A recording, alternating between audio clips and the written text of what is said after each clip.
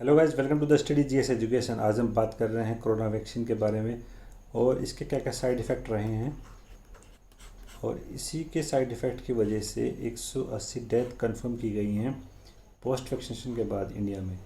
तो इसका पूरा सिनेरियो क्या है इस वीडियो में भी जानने वाले हैं। जिस तरीके से कोरोना वैक्सीन के केस लगातार इंक्रीज़ कर रहे हैं तो पूरा वर्ल्ड जो है कोरोना वैक्सीन की तरफ रुख कर रहा है। लेकिन हमें ये बात याद रखनी होगी कि इस वैक्सीन के कुछ न कुछ साइड इफ़ेक्ट हैं और इसकी जो फ्रिक्वेंसी है वो 94% के आसपास है। तो 6% आपको कुछ केसेस ऐसे देखने को मिलेंगे जिनकी वजह से कोरोना या दोबारा संक्रमित होने के चांस बनते हैं। तो अगर हम बात करें व्हाट वाज हैपन, तो 29 मार्च के आसपास एक रिपोर्ट आती है और रिपोर्ट में ये बताया गया कि 180 पीपल्स जो हैं वो पोस्ट वैक्सीनेशन के बाद उनकी मृत्यु हुई है। तो ये रिपोर्ट निकाली है AEFI ने और सेंटर और स्टेट दोनों लेवल पे ये AEFI कमेटी गठित की जाती है इंडिया में। तो इस रिपोर्ट ने ये बताया कि जो 180 जो पीपल्स मरे हैं ये पोस्ट वैक्सीनेशन के बाद इनकी डेथ हुई है। तो अगर हम बात करें इसके जो मेडिकल जो रेफरेंस है AFI का, उसने vaccination against certain disease then reaction and are not necessary always due to the vaccine. इसने ये कहा है कि जो डेथ हुई है ये कंफर्म नहीं है कि ये वैक्सीनेशन की वजह से ही ये डेथ हुई है या तो कोई पहले से चली आ रही कोई गंभीर डिजीज़ उनको थी जिनकी वजह से ये डेथ हुई है, या कोई रिएक्शन हुआ है। ये कोई ज़रूरी बात नहीं है कि उनकी वजह से ही ये डेथ हुई हो वैक्सीनेशन की वजह से ही। तो अगर हम बात करें इस कमेटी की, जो एक कमेटी गठित की गई है AEFI कमेटी, इस कमेटी की जो एक्चुअल सिचुएशन है उसको मॉनिटर करने के लिए यह कमेटी गठित की गई थी। और ये कमेटी का जो काम है वो ये काम करना है कि जितने भी पीपल्स हैं जो वैक्सीनेशन लगे हुए पीपल्स हैं उनको मॉनिटर करना कि कितने जो पीपल्स हैं किनको हॉस्पिटलाइज करने की आवश्यकता पड़ी है और कितनों को माइल्ड साइड इफ़ेक्ट दिखाई दिए हैं। अगर मैं आपको थोड़ा ब्रीफ में बताऊं तो जो कोरोना जो वैक्सीन है वो 2 पीरियड में आपको दिखाई देगी। जो पहला जो पीरियड है उसके 30 दिन के अंदर अंदर सेकंड जो है डोज दी जाएगी। पहली डोज और सेकंड डोज में 30 दिन का अंतर यहाँ पर दिया गया है। अगर हम बात करें 16 जनवरी की, तो 16 जनवरी में 95.43 मिलियन पीपल्स थे जिनको पहली डोज मिल चुकी थी कोविड वैक्सीन की। तो तकरीबन ये 9 करोड़ लोग हैं जिनको 16 जनवरी को जिनको वैक्सीनेशन मिल चुकी थी। और अगर हम बात करें दूसरी डोज़ की, तो 16 जनवरी दूसरी जो डोज़ मिली थी वो मिली थी 11.25 मिलियन पीपल्स को। तो ये आंकड़ा है कि 1 करोड़ के आसपास जो लोग हैं उनको ये वैक्सीनेशन मिल चुकी हैं। अगर हम बात करें इसके साइड इफ़ेक्ट की, तो और जो 20,000 के आसपास ऐसे केसेस मिले हैं जिनको हल्का फुल्का जो सिर में दर्द या कुछ फीवर वगैरह दिखाई दे रहा था।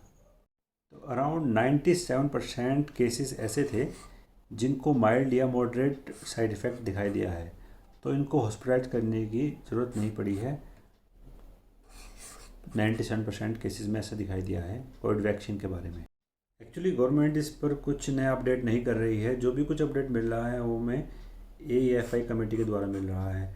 तो इसने जो बताया है कि server and serious adverse event जो प्राप्त हुए हैं तो ये हमें प्राप्त हुए हैं, लेकिन गवर्नमेंट इस पर कुछ बोलने वाली नहीं है। 31 मार्च को जो ये कमेटी है इसने ब्रीफ में एक जो एक्सपर्ट हैं इसके बारे में चर्चा की है।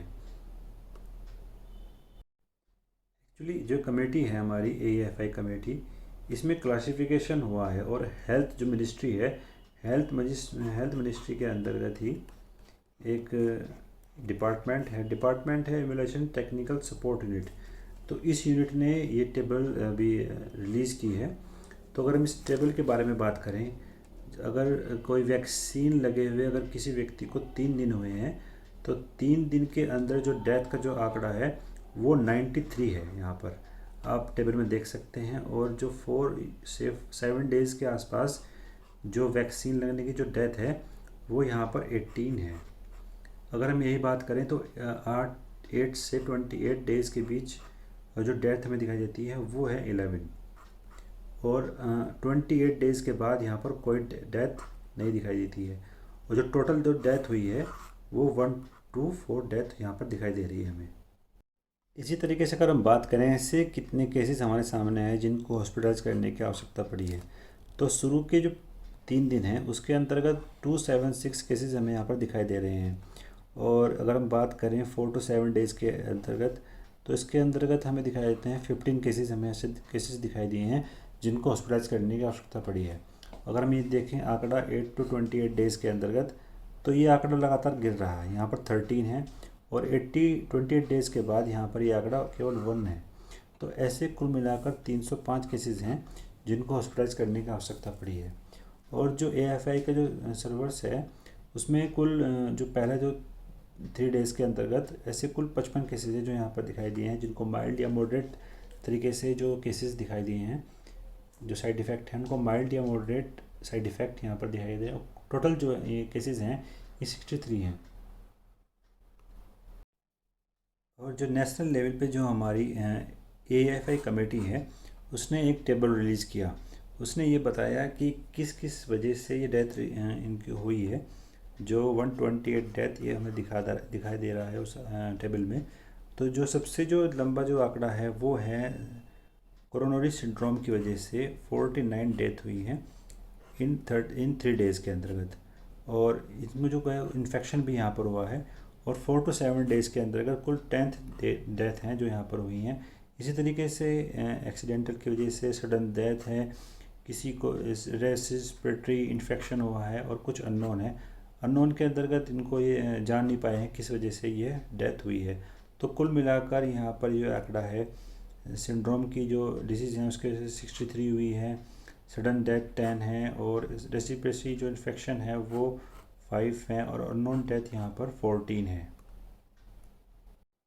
अभी नई डिबेट स्टार्ट हो चुकी है, जो वैक्सीन है ये वैक्सीन सेफ़ है या अनसेफ, इसको लेकर भी एक नई डिबेट स्टार्ट हो चुकी है। लेकिन अगर हम बात करें जो AFI की जो रिपोर्ट है वो रिपोर्ट का ये कहना है कि ये जो वैक्सीन है ये पूरी तरीके से जो सेफ़ है।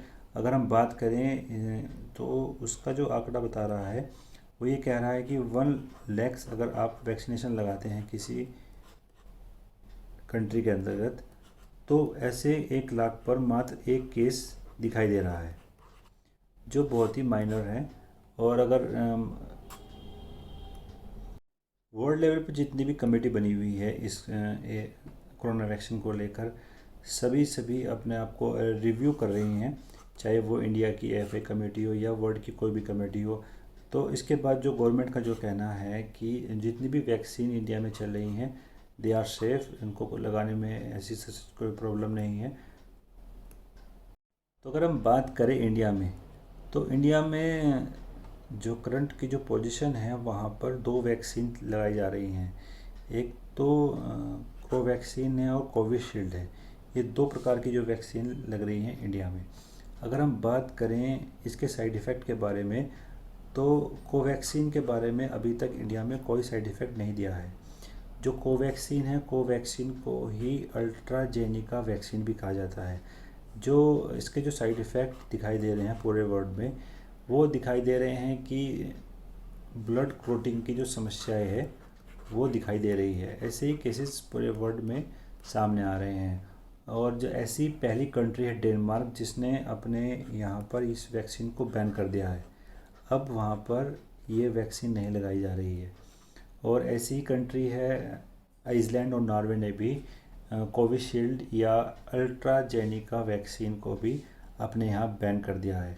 पूरी तरीके से जो बैन है वहाँ पर ये वैक्सीन। लेकिन वहाँ पर जो केस सामने आ रहे हैं ये बहुत ही माइनर है। जैसे ब्रिटिश हेल्थ रेगुलेटरी ने एक आंकड़ा जारी किया है। उसने कहा है कि आप 1 लाख पर मात्र एक केस हमें दिखाई दे रहा है। जो ब्लड क्लॉटिंग का जो केस है वो हमें दिखाई दे रहा है 1 लाख पर एक केस। और ऐसी ही यूरोपियन मेडिकल एजेंसी है, उसने एक आंकड़ा बताया है और उसने कहा है कि 2.5 लाख केस वैक्सीन लगाने के बाद ऐसे एक केसेस हैं जिनको ब्लड क्लॉटिंग की शिकायत हो रही है। ऐसी डेनमार्क में एक जो लेडीज़ थी, उनकी जो मृत्यु हुई है ब्लड क्लॉटिंग की वजह से, उनको माइंड में ब्लड क्लॉटिंग हो चुका था। तो अगर हम बात करें ये वैक्सीन सेफ़ है या नहीं, तो जो इसकी जो फ्रीक्वेंसी आई है वो 94% है। मात्र 6% केसेस ऐसे दिखाई दिए हैं जिनको साइड इफ़ेक्ट हुआ है इतने मेजर स्तर पर।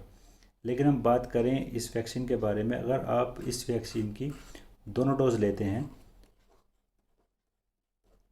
दोनों डोज लेने के बाद आप कोरोना संक्रमित हो सकते हैं, क्योंकि मात्र 6% ऐसे केसेस हैं जो कोरोना संक्रमित के हमें दिखाई दे रहे हैं दोबारा दोनों डोज लगने के बाद। लेकिन अगर आप दोनों डोज लगाते हैं तो आप डेथ परसेंटेज वहाँ पर 0 है। मतलब अगर आप दोनों डोज लगाने के बाद ऐसी कोई भी केस सामने नहीं आया है जिसकी कोरोना की वजह से डेथ हुई हो। वर्ल्ड में ऐसी और भी वैक्सीन चल रही हैं, जैसे फाइज़र और रूस की जो वैक्सीन है स्पुतिन, उसको भी इमरजेंसी कॉल होने पर इंडिया वहाँ पर सप्लाई करेगा रूस से इस वैक्सीन को। कोरोना के जिस तरीके से लगातार केसेस बढ़ रहे हैं, उसको देखते हुए सेंट्रल गवर्नमेंट और स्टेट गवर्नमेंट लगातार कुछ न कुछ प्रतिबंध लगाती रहती है। तो यहाँ पर उत्तराखंड गवर्नमेंट ने एक प्रतिबंध लगाया है कि विवाह समारोह में अब अधिकतम केवल 200 व्यक्ति ही शामिल हो सकते हैं।